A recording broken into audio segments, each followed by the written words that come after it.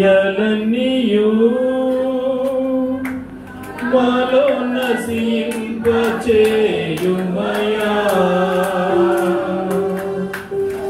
ఎన్ని నయముగలనియు మాలో సిగురింపచేయుమయా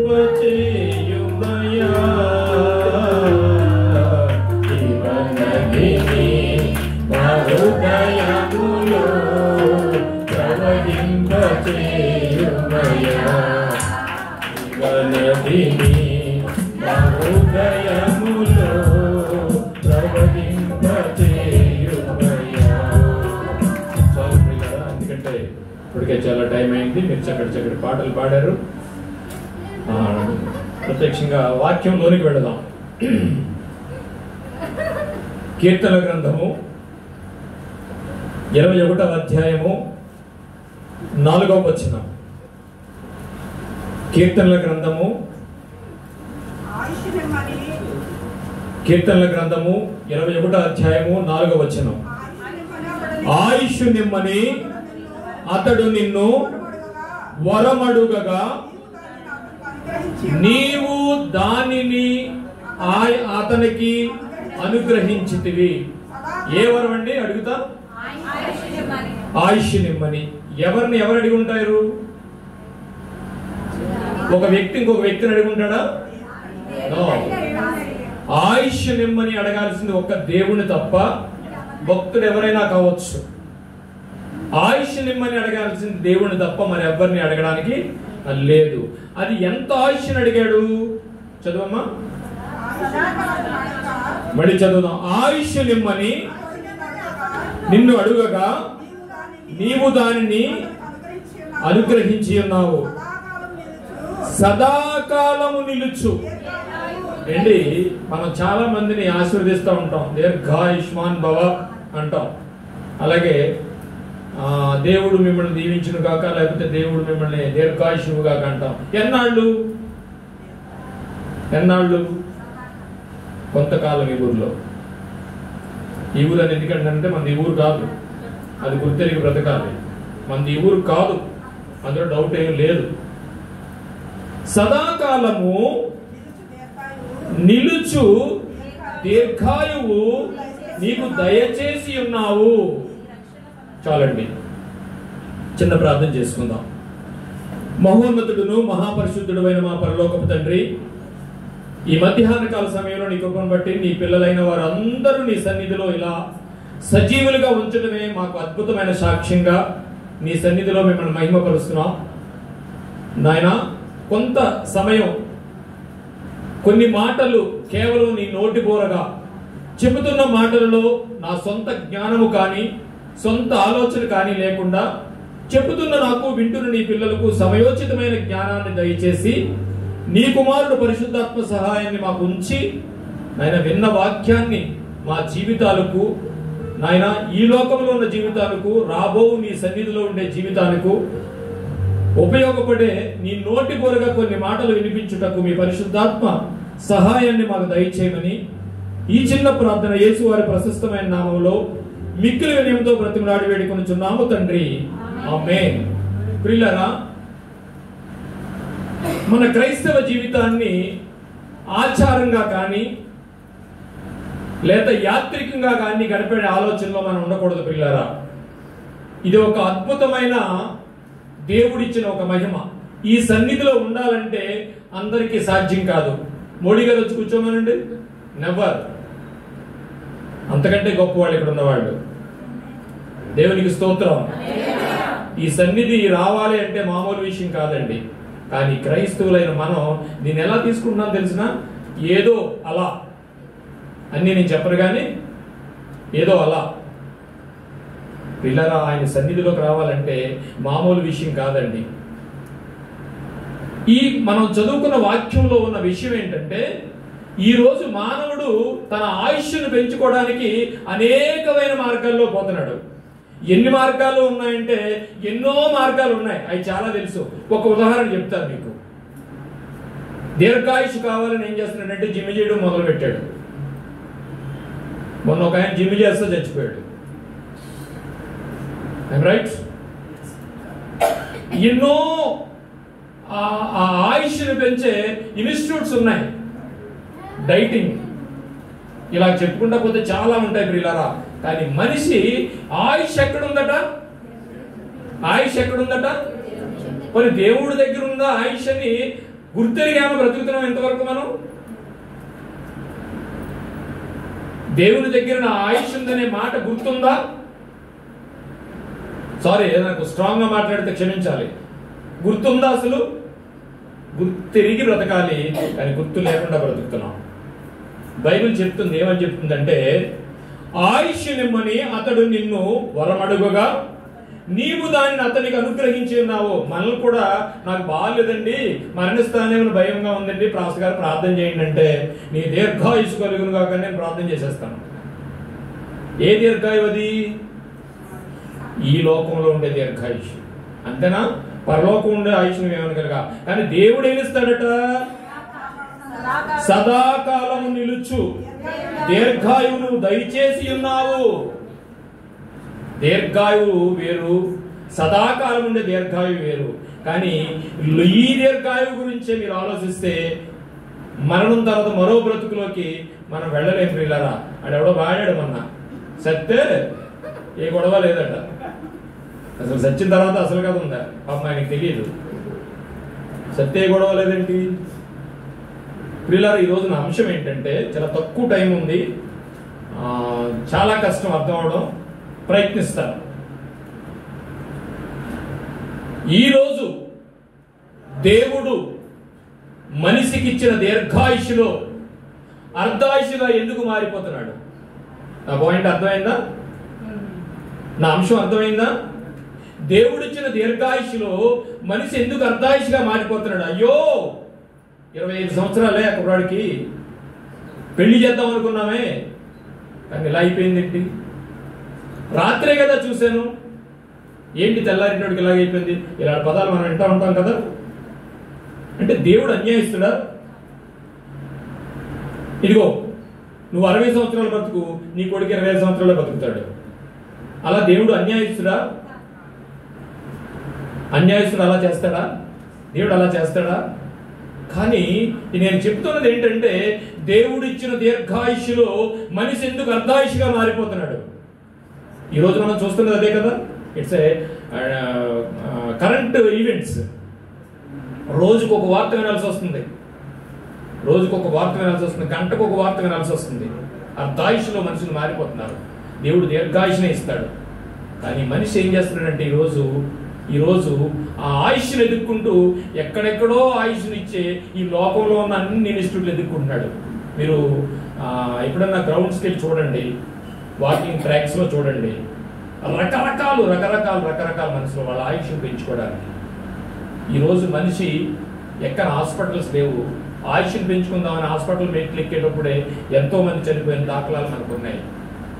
ఆయుష్ను పెంచుకుందామని మనిషి కళ్ళు ఎదురుకుంటా తన పిల్లలు చనిపోతుంటే ఉన్న ఆస్తి అంతా ఇసిరేసి పెచ్చగా మారిపోయిన మనుషులు ఎంతో మంది మనం చూసాం పిల్లరా. సో దేవుడు ఇచ్చిన దీర్ఘాయుష్లో ఈ రోజు మనిషి ఎందుకు అర్ధాయుషుగా మారిపోతున్నాడు?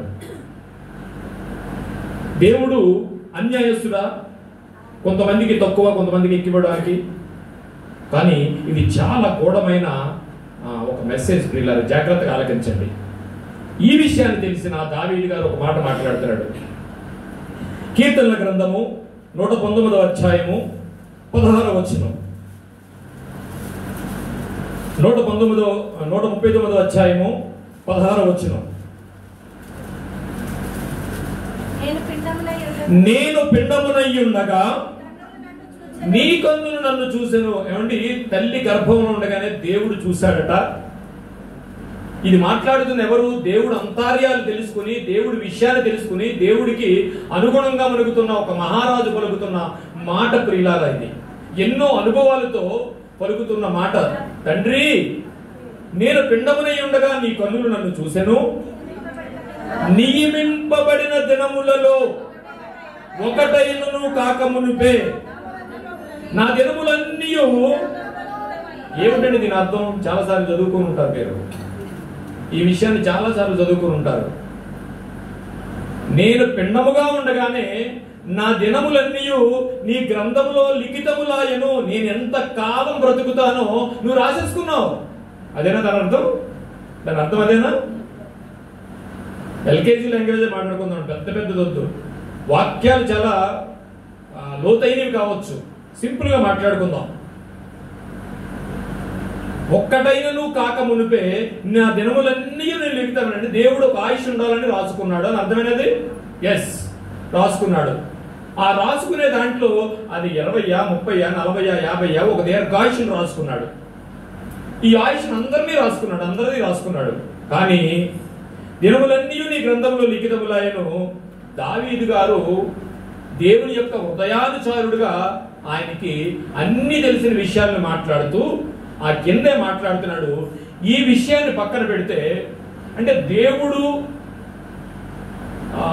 మరణము యెహోవా వశము, ఇంకో మాట కూడా మాట్లాడుకుందాం. మరణము యెహోవా వశము. లోకంలో ఒక చిన్న సామెత కూడా ఉంది, శివుడు ఆజ్ఞ లేనిదే చేమైనా కొట్టదు అన్నది. ఎవరైనా కానివ్వండి, ఏ గ్రంథమైనా కానివ్వండి, అది వాస్తవమే. దేవుడు ఆజ్ఞ లేనిదే ఏది జరగదు. కానీ ఒక వాక్యాన్ని చూద్దాం. రోమాపత్రిక 7వ అధ్యాయము 11వ వచనం అంశంలోనికి వెళ్లే ముందు మరొక వాక్యాన్ని చూద్దాం. ముందు మనం ఏం చేసామంటే, ఆయన దీర్ఘాయుషులుగా వరం అడిగితే వరం ఇచ్చాడట. అది సదాకాలం ఉండే వరమట. ఇది బానే ఉంది. మరణం యెహోవా వశము. మన ఆయుష్నంతటినీ దేవుడు తల్లి గర్భంలో ఉండగానే రాసేసుకుంటున్నాడట. ఇంతవరకు బానే ఉంది. ఒక్క మాట చదువుకుందాం. రోమాపత్రిక 7వ అధ్యాయం 11వ వచనం. యాలయనగా పాపము ఆజ్ఞను హేతువు చేసుకుని నన్ను మోసపుచ్చి చంపెను. ఇప్పుడు ఒక ఎస్పీ గారు ఉన్నారు అనుకుందాం. ఎస్పీ గారికి ఒక అబ్బాయి ఉన్నాడు అనుకుందాం. ఆ అబ్బాయి ఒక దేశానికి సంబంధించిన విషయంలో తప్పు చేశాడు. తప్పు చేసిన తర్వాత చట్టం ఆయన చేతిలో ఉందని అక్కడ ఏమన్నా ఆ చట్టం ఆయన రక్షించగలదా? ఈ మధ్యన ఒక పెద్ద ఆయన జైల్లో ఉన్నారు. మనం ఊహిస్తామా? ఆయన ఎంతమందిని ఊహించాడో, కానీ ఆయన ఉండాల్సి వచ్చింది. సో చట్టం దాని పని అది చేసుకుంటా పోతే, అలాగే మనం చదువుకున్న రోమపత్రికలో ఉన్న దాని అర్థం ఏంటంటే, పాపమును హేతువుగా చేసుకుని నన్ను మోసపుచ్చి, ఆదాము గారు అవ్వమ్మ గారు ఎందుకు పాపంలోకి వెళ్ళారంటే ఒక ఆజ్ఞ ఉంది. ఆ ఆజ్ఞని హేతువుగా చేసుకుని అపవాదం ఏం చేసిందంటే చట్టాన్ని ధిక్కరించేటట్టు చేసింది. నేను మాట చెప్పనండి, ఎవరి దగ్గర అయితే మన ఆయుష్ ఉందనుకుంటున్నామో, ఏ దేవుడైతే మనం రక్షిస్తాడని అనుకున్నామో ఆ దేవుడి చేత నిన్ను చంపించేది. తెలుసా మీకు? ఆ దేవుడి చేతే నిన్ను చంపించేది. ఎందుకు? ఆయన చెప్పిన మాట వినకపోతే. చట్టం ఒకటి ఉందిగా, చట్టం అయింది, చట్టం దేవుడే పెట్టాడు. కానీ ఆ చట్టాన్ని ధిక్కరించేటట్టు నిన్ను ప్రేరేపిస్తే, ఆ చట్టాన్ని దాటితే ఆ చట్టం దాని పని దాన్ని చేసిపోద్ది. పాపము హేతువుగా చేసుకుని నన్ను మోసపుచ్చెను. ఎప్పుడో చిన్నప్పుడు ఆదాము గారి కాలంలో ఆదికాండంలో చదువుకున్న మాట ఇది. వాళ్ళని మోసపుచ్చింది. అప్పటి నుంచి విషయాలు నీకు తెలుసు కదా, నువ్వెందుకు మోసపోతున్నావు? ఇప్పుడు మోసపోయాను, చట్టాన్ని అతిక్రమించడం వల్ల నేను మోసపోయానని మనం అనొచ్చా? అనడానికి లేదు, అన్నీ తెలుసు. ఇంకోటి చెప్తే అర్థమవుద్దేమో, మనం తెల్లారులు ఎక్కితే ఆదాముగా నాడు పోసుకుంటూ ఉంటాం క్రైస్తవులు అందరూ. ఎందుకంటే ఆ రోజు ఆయన అలా పాపం చేయకపోతే మనకి ఇలా ఉండేది కదని. ఆ రోజు ఏదైనా వనం ఉంది, ఏదైనా వనంలో ఆదాము గారు అవ్వమ్మ గారు ఉన్నారు. కానీ ఈ రోజు ఏదైనా వనం ఎక్కడ తెలిసినా నా జేబులో ఉంది. అది పట్టుకుని తిరగని వాళ్ళు ఎవరు లేరు. చిన్నవారు మొదలుకొని పెద్దవారి వరకు అందరూ ఆ ఏదైనా అంటాను నేను మొబైల్ని. ఏదైనా అన్నీ ఉన్నాయి అందులో. ఆదాము గారిని మనం ఆడిపోసుకుంటాం. ఆ రోజు ఆదాము గారు అలా చేశారండి, ఆయన ఏదో పండు తిన్నాడు ఆ రోజని. మనం రోజు ఎన్ని పళ్ళు తింటాం లెక్కేసుకోండి. ప్రతిరోజు ఆ రోజు ఆదాము గారిని తినొద్దన్న పండు ఈ రోజు ప్రతిరోజు ఎన్ని పళ్ళు తింటున్నావో నువ్వు ఖచ్చితంగా నువ్వు ఇంటికి వెళ్ళి నీ గదిలోకి వెళ్ళి తలుపేసుకుని ఒకసారి మోకరించి దేవుడి దగ్గర నేను తినట్లేదయ్యా అని అనగలవా? అనాలి ప్రియులారా. ఆ రేంజ్కి మనం వెళ్ళాలి. దేవుడిచ్చిన దీర్ఘాయుస్సులో ఈ రోజు మనిషి ఎందుకు అర్ధాయుష్గా మారిపోతున్నాడంటే, ఇదిగో పాపాన్ని హేతువుగా చేసుకున్నాడు. నీ ఏ చట్టం అయితే ఏ దేవుడైతే నిన్ను రక్షించాలని ప్రార్థన చేస్తున్నాడో ఆ దేవుడు పెట్టిన చట్టం చేతే అపవాది నిన్ను చంపించేస్తుంది. వన్ వేలో ఉంది, వెళ్ళకూడదు, వెళుతున్నావు. 4 రోజులు గడిచిపోయింది, 5 రోజులు గడిచిపోయింది, తెలిసిన వాళ్ళు ఉన్నారు. ఇప్పుడు ఆ వన్ వేలో వెళ్ళినందుకు ఏదో రోజు నేను పట్టుకుంటాడా లేదా? ఎందుకు పట్టుకున్నాడు? ఆజ్ఞ అతిక్రమించావు. ఆ ఆజ్ఞ అతిక్రమించేటట్టు నేను చేస్తుంది. అది ఎప్పుడు చేస్తుందంటే నువ్వు ఆయనలో లేనప్పుడు, ఆ ఆజ్ఞలు నీకు తెలియనప్పుడు, ఆ కట్టడలు నీకు తెలియనప్పుడు, ఆ వాక్యానుసారంగా నువ్వు బ్రతకనప్పుడు, వాక్యం తెలియనప్పుడు. వాక్యం తెలియకపోతే ఏం చేస్తావు? వాక్యం మీద పట్టు లేకపోతే ఏం చేస్తావు? మనందరం ఎవరో తెలుసండి, బైబిల్ పట్టుకుని తిరుగుతున్నాం, కానీ బైబిల్ మీద పట్టు లేదు ప్రియులారా. ఎప్పుడైతే బైబిల్ మీద పట్టుందో దేవుడు చట్టం నీకు తెలిసినట్లు లెక్క. ఆ చట్టాన్ని ధిక్రమించకుండా నిన్ను అపవాది నిన్నేం చేయలేదు. అందుకనే ఈ రోజు అపవాది నిన్ను ప్రేరేపించి చట్టాన్ని అతిక్రమించేటట్టు చేస్తుంది. ఆ చట్టం ద్వారా, దేవుడి చట్టం ద్వారానే మనం అర్ధాయుష్గా మారిపోతున్నాం. నా పాయింట్ అర్థమైంది అనుకుంటున్నాను. దేవుడు దీర్ఘాయుష్నిచ్చాడు. ఎందుకు దీర్ఘాయుష్ను అర్ధాయుష్గా మారిపోతున్నావు అంటే, ఇదిగో పాపాన్ని హేతువుగా చేసుకుని అపవాది నిన్ను ఏం చేస్తుందంటే అతిక్రమించేటట్టు చేస్తుంది. ఎందుకు నువ్వు అతిక్రమించేటట్టు చేస్తున్నావు అంటే, ఆ రోజు ఆదాము గారికి అర్థం కాలేదు. ఆదాము గారికి అర్థం కాక ఏం జరిగిందో ప్రతిరోజు నువ్వు చదువుకుంటూ కూడా నువ్వేం చేస్తున్నావు అంటే, ప్రతిరోజు నువ్వు పడు తింటున్నావు ఏదైనా మనలో. అయ్యి మనిషికి దేవుడు దీర్ఘాయుష్నిచ్చాడు. కేవలం మనిషే దాన్ని అర్ధాయుష్గా మార్చేసుకుంటున్నాడు ప్రియులు. అంటే ప్రతి చావు వెనుక దేవుడు కారణం అని అనుకోకండి ప్రియులారా. అందులో మన సొంత ఆలోచనలు ఉంటాయి, స్వయం అపరాధం ఉంటుంది. ఈరోజు మనిషిని ఏదైనా అయిన వెంటనే దేవుణ్ణి పంచాయతీకి లాగేస్తాడు మనిషి. కానీ దేవుడు ఏమంటున్నాడంటే, నాయనా నేను దీర్ఘాయుష్నిచ్చాను, ఎందుకు మధ్యలో నువ్వు అలా అయిపోతున్నావు? ఆ మాట చూద్దామంటే దేవుడు ఎంత బాధగా మాట్లాడాడో ఆ మాట చూద్దాం ఒకసారి. ప్రసంగి గ్రంథము 7వ అధ్యాయము 17వ వచనం. ప్రసంగి గ్రంథము 7వ అధ్యాయము అధికముగా, చూడండి చాలా జాగ్రత్తగా ఆలోచించండి. మనం ఒకటి నేర్చుకున్నాం ఏంటంటే, ఆయుష్ను అడగగా ఆయుష్ని ఇచ్చేవాడు దేవుడు, దీర్ఘాయుష్ను మనకి ఇస్తున్నాడు. దేవుడు అన్యాయస్తుడు కాదు. ఇంకో మాట చదువుకుందాం వీలైతే. యోబు గ్రంథము 10వ అధ్యాయము 34వ వచనం. యోబు గ్రంథము 10వ అధ్యాయము 34వ వచనం.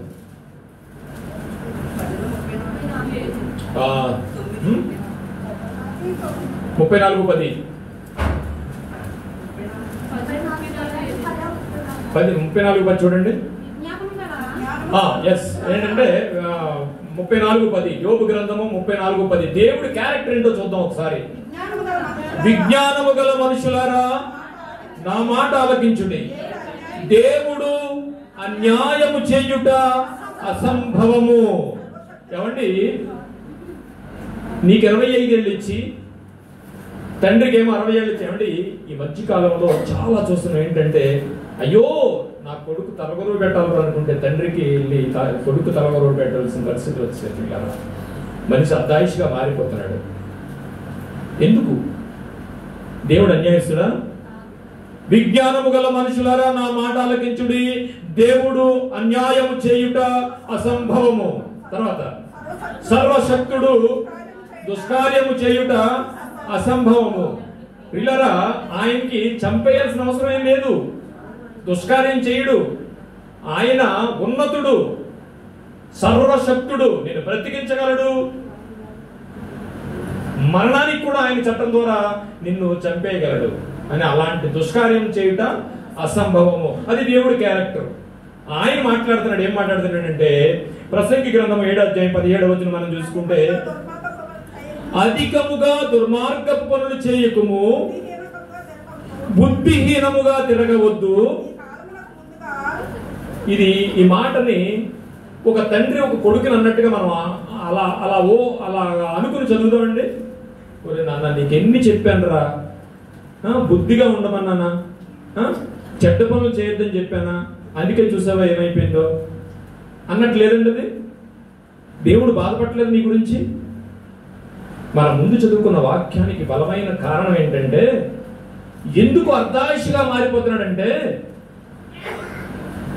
అధికముగా దుర్మార్గపు పనులు చేయకుము, బుద్ధిహీనముగా తిరగవద్దు, నీ కాలమునకు ముందు నువ్వేళ చనిపోదువు. అంటే నీ కాలానికి ఆయన నీకు దీర్ఘాయుషునిచ్చాడు. పిండమునై ఉండగానే, తల్లి గర్భంలో ఉండగానే ఒక్క దినమైన నువ్వు కాకమునిపే నీకు ఒక ఆయుష్ను రాసుకున్నాడు. అని ఇక్కడ ఏమంటున్నాడంటే, బాధపడుతున్నాడు, నాన్న నువ్వు బుద్ధిహీనంగా తిరిగావు, దుర్మార్గ పనులు చేసావు, నీ కాలానికి ముందు నువ్వు చనిపోయావు. అంటే మనందరూ బుద్ధిహీనమైన పనులు చేయడం వల్ల, దుర్మార్గంగా బ్రతకడం వల్ల ఆయన ఇచ్చిన దీర్ఘాయుష్కు ముందుగా చనిపోతున్నామా? అలాగే ఉంది కదండి. సో ఈరోజు మనిషి దేవుడిచ్చిన దీర్ఘాయుషులో అర్ధాయుషిగా ఎందుకు మారిపోతున్నాడంటే, బుద్ధిహీనముగా తిరగవద్దు, నీ కాలమునకు ముందు నువ్వేళ చనిపోదువు. ఎప్పటి నుంచి వచ్చింది ఇది? ఎప్పటి నుంచి వచ్చింది? మధ్యలో చట్టం మారిపోయింది. మొదటి మానవుడు 960 సంవత్సరాలు బ్రతికాడు. 960 సంవత్సరాలు బ్రతికాడు. రాను రాను రాను రాను ఏమైందో తెలుసా ప్రియులారా? అంతలో కనబడి ఇంతలో మాయం. రాత్రే కదండి నాతో మాట్లాడాడు. నిజంగా ఈ మధ్యకాలంలో నేను ఒక 2-3 ఫేస్ చేశాను. ఒక చోటుకి వెళ్తూ ఇంట్లోకి వెళ్ళాను. ఆర్టీ ఆఫీస్లో చేస్తాడు ఆయన. రేపు మార్నింగ్ నాకు కూడా ఏదో టెస్ట్ చేయాలి, ఫ్రెండ్ అంటే నేను వెళ్ళేటోడు. ఉదయం వెళ్ళేటోడు బోర్డు ఉంది. రాత్రి కార్యక్రమాలన్నీ జరిగిపోయాయి. రాత్రి మాట్లాడాడు, బుద్ధిహీనముగా తిరగవద్దు, నీ కాలమునకు ముందు నువ్వేళ చనిపోదువు. అంటే మనిషి యొక్క మరణము యెహోవా వశము. దీన్ని కాకుండా మనం ఏం చేస్తున్నాం ప్రియులారా? ఈ దీర్ఘాయుష్ను, మన ఆయుష్ను నిలబెట్టుకోవడానికి ఎక్కడెక్కడో తిరుగుతున్నాం. కానీ ఆయన చేతిలోనే మన ఆయుష్ ఉంది. ఆయన వల్లే మనం బ్రతుకుతున్నాం అనే విషయాన్ని మనిషి మరచిపోయి బ్రతుకుతున్నాడు ప్రియులారా. దేవుడిచ్చిన దీర్ఘాయుష్లో మనిషి ఎందుకు అర్ధాయుష్గా మారిపోతున్నాడంటే ప్రియులారా, దేవుడిచ్చిన దీర్ఘాయుష్లో మనిషి ఎందుకు అర్ధాయుష్గా మారిపోతున్నాడంటే, తన నోటి వలన, మాటల వలన, తన ప్రవర్తన వలన అనేక విషయాలలో ఆయన తప్పిపోతున్నాడు. అనేక విషయాలు ఈరోజు చెప్పాలనుకున్నాను, కానీ సమయం లేనందుకు కొన్ని మాటలు చాలా తక్కువ టైంలో నేను ముగిస్తాను ప్రియులారా. మన పితరులతో మాట్లాడిన దేవుడు ఈరోజు పాత నిబంధనలో ఒక అద్భుతమైన మాట మాట్లాడాడు ప్రియులారా. సామెతల గ్రంథము 3వ అధ్యాయం 1వ వచనం. సామెతల గ్రంథము 3వ అధ్యాయము.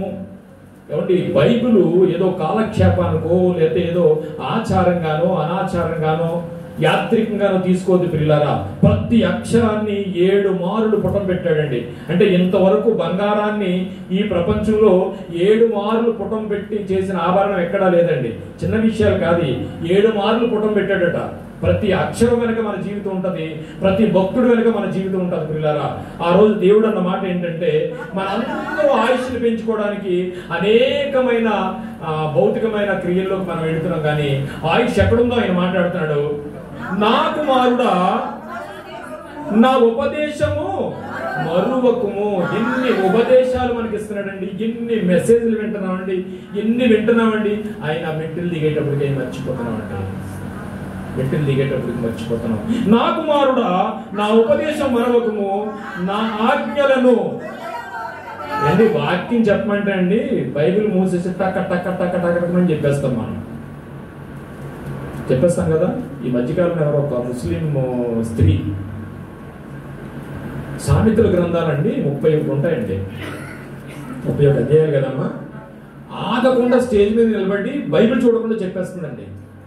చెప్తుంది ఆవిడ. నేను మొన్న ఎక్కడో విన్న తర్వాత మెసేజ్ చూశాను అనమాట.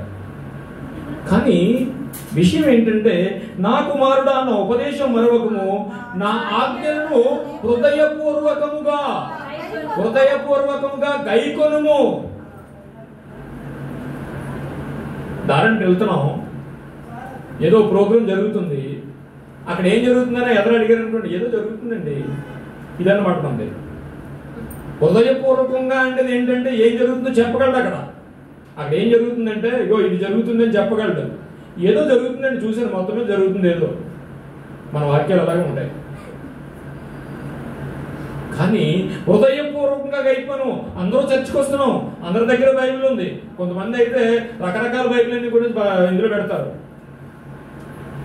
కానీ హృదయపూర్వకంగా గైకోను అంటే ప్రతి వాక్యాన్ని ఏముందో అందులో ఉన్న విషయాలు మనం చూసుకోకపోతే ఇదిగో అపవాది ఏం చేస్తుందంటే ఓ మాట చూడండి. ఎబ్రీయులకు రాసిన పత్రిక 2వ అధ్యాయం 14వ వచనం. సందర్భానుసారంగా ఒకసారి గుర్తొచ్చింది, మాట్లాడుకుందాం. ఎబ్రీయులకు రాసిన పత్రిక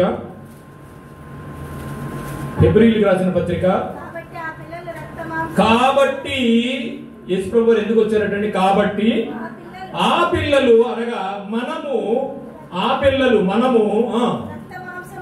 రక్త మాంసములు గలవారైనందున ఆ ప్రకారమే మరణము యొక్క బలము కలవానిని. అంటే మరణము యెహోవా వశమైతే ఇంకొకటికి మళ్ళా మరణం మీద బలం ఉందా?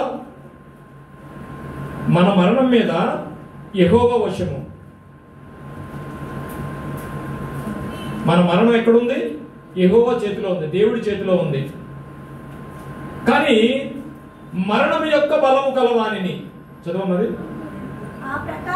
ఆ ప్రకారమే మరణం యొక్క బలము కలవానిని అనగా అపవాదిని మరణము ద్వారా నశింపజేయుటకు జీవితకాలం అంతయు మరణ భయం చేత. ఇప్పుడు నేను ఇందులో చెప్పబోయే పాయింట్ ఏంటంటే మరణం యొక్క బలము కలవానిని. ఏమండి, మన మరణం మీద అటండి మంచి పట్టుందటండి అపవాదికి. అంటే మనం దేవుడి పిల్లలమా దెయ్యం పిల్లలమా? ఏమండి పక్కనా? పక్క. ఇంకా అక్కడ నిలబడిపోదాం. అబద్ధాలు ఆడారు ఎప్పుడన్నా మీరు? కొన్ని ఆడితే ఆడారులేండి. ఇంకెక్కడి నుంచి ఆడకపోతే దేవుడి పిల్లలే. అబద్ధానికి తండ్రి ఎవడు? అపవాది. అబద్ధానికి జనకుడు సాతాను. మరి ఇప్పుడు అబద్ధం ఆడితే ఎవరి పిల్లలు మనం?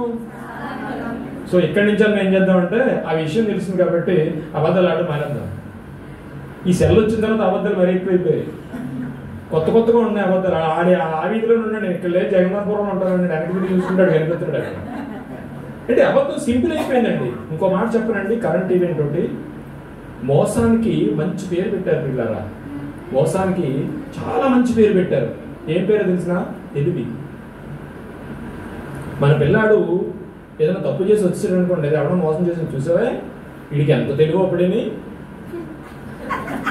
వీడికి ఎంత తెలివో చూడు. ఆటో ఎక్కాడట, ఆటో ఆగిందంట, దిగి వచ్చాడంట, డబ్బులు ఇవ్వకుండా వచ్చాడట. వీడికి అప్పుడే ఎంత తెలివి. అనవమ్మా నువ్వు అలా అనేస్తున్నాం మనం. సారీ అమ్మా, అలా అనేస్తున్నాం. అంటే దానికి ఇంకా ఆలోచనలు ఏమి లేవు. నేను గొప్పగా చెప్పట్లేదు. చిన్నప్పుడే నా కొడుకు స్కూల్కి వెళ్తే ఏం పెట్టామో చూసేవాడిని, తర్వాత మళ్ళీ ఏం తీసుకొచ్చాడో చూసేవాడిని.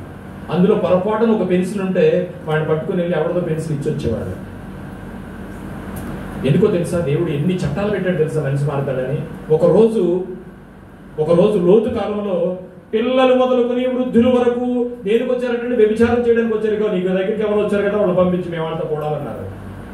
దేవుడు అప్పుడు ఏం చేశాడు తెలిసిన? మరణాన్ని, వ్యభిచారాన్ని చంపే సిస్టమ్ పెట్టాడు. ఇక ఎవరన్నా పాపం చేస్తే రాళ్ళు ఇచ్చి కొట్టండి.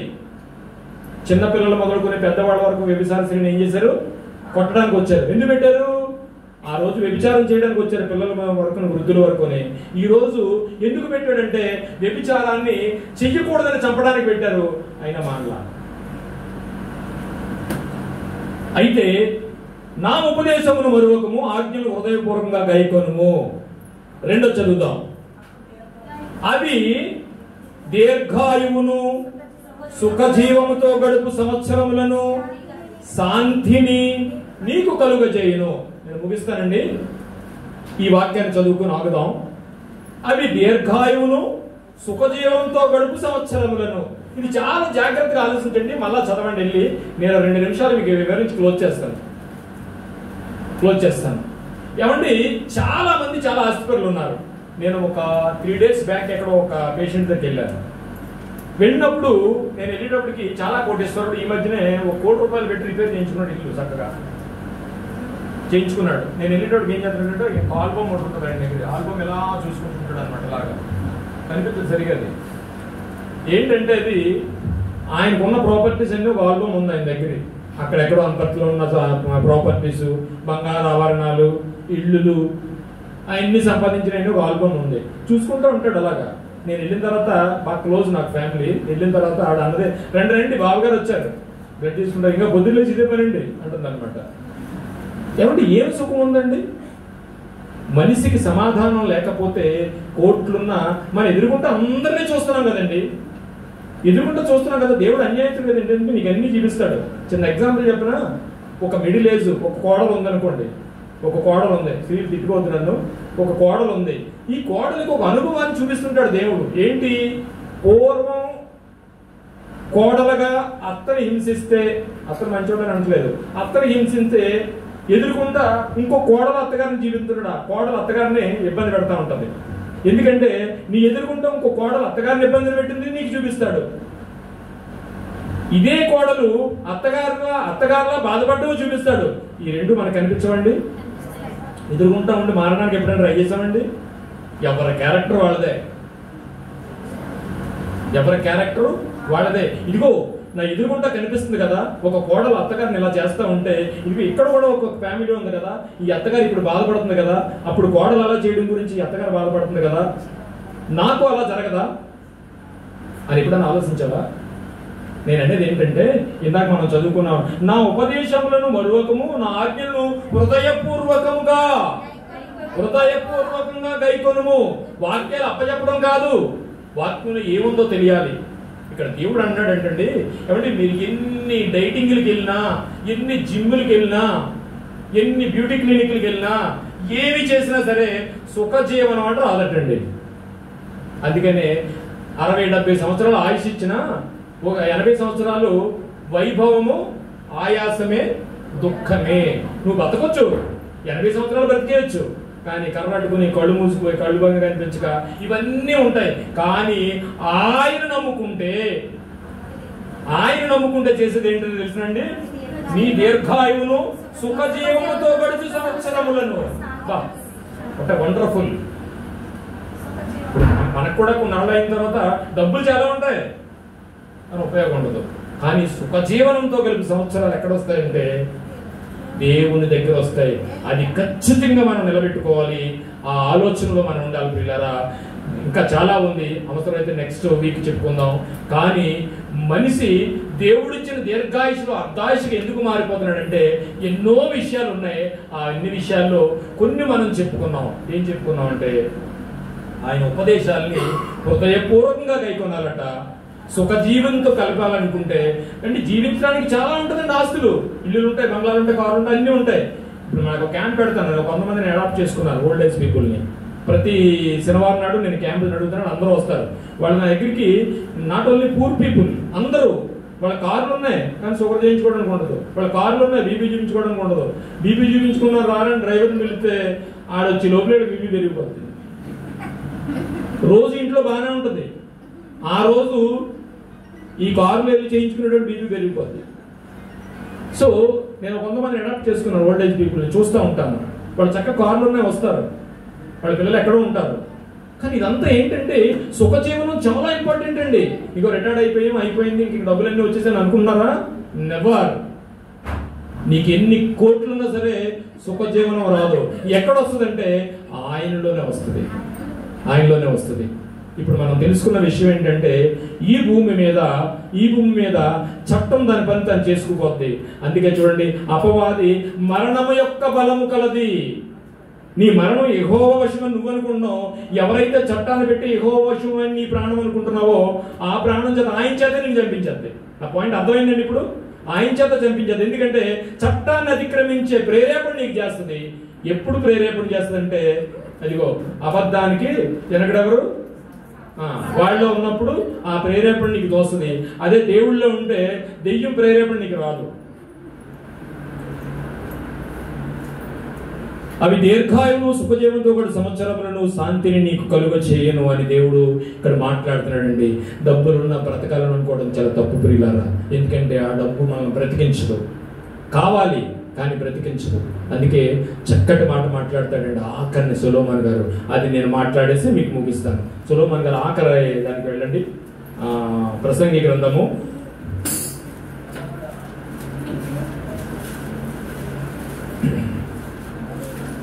లాస్ట్ వెళ్ళమా, ప్రసంగి గ్రంథం లాస్ట్ కదా.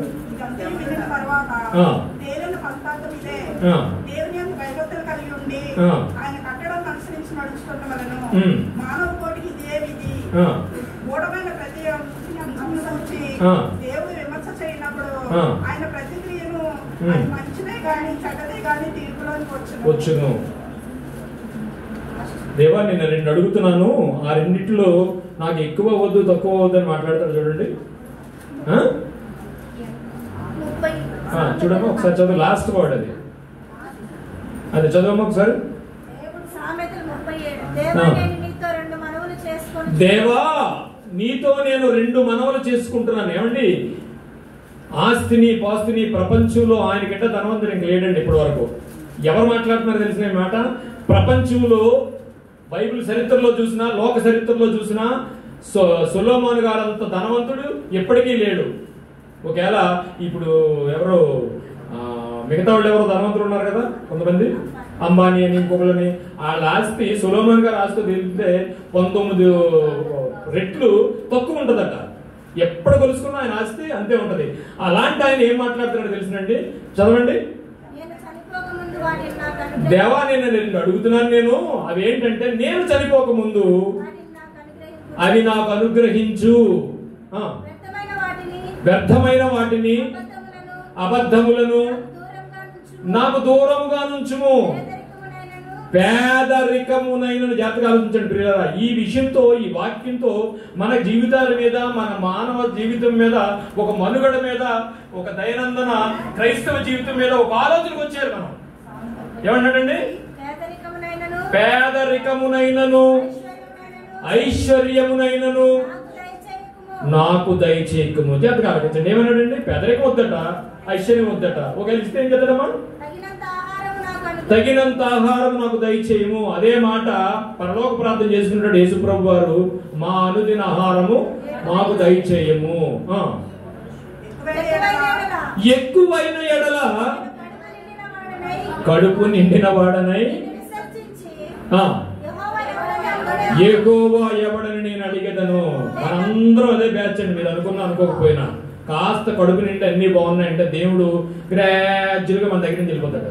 It is correct or not, అందులో డౌట్ ఏం లేదు. మీరు ఒప్పుకోమని నేను కొంచెం గట్టిగానే ఉంటాను, నేను ఒప్పుకుని తీరాల్సిందే. కాస్త మనం అనుకున్నది ప్రార్థన చేసిన తర్వాత వచ్చేసిందిరా బాబు అంటే ప్రార్థన సైజ్ తగ్గిపోద్ది, ప్రార్థన కొలత తగ్గిపోద్ది, ప్రార్థన టైం తగ్గిపోద్ది. మనం మనుషులు అండి. మన బాల్యం నుంచి ఎవరట చెడ్డవారము. మంచివాళ్ళు అవడానికే ఇలాంటివన్నీ పెట్టుకున్నా మంచివాళ్ళు అవుదాం. అక్కడ ఉండిపోతుండో చెడ్డవాళ్ళు అన్నారు కానీ చెడ్డవాళ్ళగా ఉండిపోద్దు, మంచివాళ్ళు అవడానికి ప్రయత్నిద్దాం. నెక్స్ట్ లేక భేదనైనను. పేదవాడైతే ఏం చేస్తాడంటే ఆకలేసినప్పుడల్లా దొంగతనం చేద్దాం అనుకుంటాడు. పేదనైనను చేయకు. నేను దేవుని నామమును దూషించునేమో. ఏమండి అంత గొప్పవాడా అన్నాడంటే మనం ఎంతండి అలా ఉంటామేమో అనుకుని దేవుని విషయంలో వాక్యాన్ని ఎరిగి, దేవుణ్ణి ఎరిగి, బైబిల్ పట్టుకుని తిరగడం కాకుండా బైబిల్ మీద పట్టు సంపాదించుకుని మన క్రైస్తవ జీవితాన్ని నడుపుకుందాం. దేవుడిచ్చిన దీర్ఘాయుషులో మనిషి ఎందుకు అర్ధాయుషుగా మారిపోతున్నాడంటే ఇదిగో ఆయన కట్టడలను నేర్చుకోవాలట, ఆయన కట్టడలు వినట్లేదట, హృదయపూర్వకంగా గైకోనట్లేదట. అలాంటి ఎన్ని ఉంటే నీ దీర్ఘాయుషు ఆయన చేతిలో ఉంటుంది. చిన్న ప్రార్థన చేసుకుందాం అండి. మహోన్నతుడును మహాపరిశుద్ధుడు మా పరలోకపు తండ్రి, ఈ ఉదయకాల సమయంలో మీరు ఇచ్చిన ఈ సమయంలో తండ్రి నీ పిల్లలు మేము అందరూ కలిసి నీ వాక్యాన్ని నాయన మాకు చక్కగా వినిపించారు, సూటిగా మాతో మాట్లాడారు నాయన. అన్నిటికంటే ముఖ్యమైనది మా ఆయుష్యే నాయన. ఆ ఆయుష్ని నిలబెట్టుకుని నీవున్న లోకానికి రావడానికి, మేము ఈ భూమి మీద సత్కార్యాలు చేయడానికి మాకు ఆయుష్ని ఇవ్వి. బ్రతికిన ప్రతి నిమిషం కూడా నీ కొరకు బ్రతకడానికి మాకు ఆయుష్ని ఇవ్వి.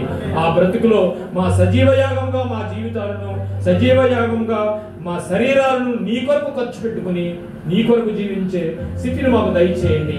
ఏదో వచ్చి వెళ్ళి ఆచారంగా కాదు కానీ నాయన ఇవన్నీ చేవపు మాటలు, ఈ మాటలన్నీ వారి హృదయంలో ఉంచండి నాయన.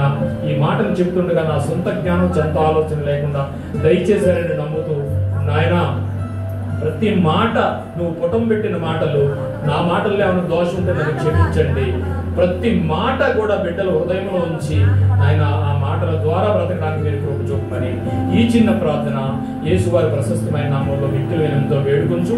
అలాగే నాయన ఏ ఉద్దేశాలతో ఏ అక్కర్లతో నీ పిల్లలందరూ నీ సన్నిధిలోకి వచ్చారో, వారు ఏ ప్రార్థన గురించి అయితే వచ్చారో, ఏ అవసరాలు ఉన్నాయో ప్రతి అవసరాన్ని తీర్చగలిగిన మాకున్న అవసరాలన్నిటికీ ఏకైక సమాధానం ఏకైక దేవుడు మీరే నమ్ముతూ నాయన ప్రతి బిడ్డ తను హృదయంలో చక్కటి మాటలను బదిలిపరుచుకుని వారికి ఉన్న అక్కర్లన్నీ నాయన నీ చేతులకు అప్పగించుకుంటూ, ఈ బిడ్డలందరినీ నీ చిత్తమైతే నీ సన్నిధిలో నీ చేతులకు అప్పగించుకుంటూ మరొక దినాన్ని మరొక వారాన్ని మాకు దయచేసి మరికొన్ని మాటలు వినడానికి మీరు కృప చూపమని ఈ చిన్న ప్రార్థన యేసు వారి ప్రశస్తమైన నామంలో మిక్కిలి వినయంతో బ్రతిమలాడి వేడుకొనుచున్నాము తండ్రి, ఆమేన్.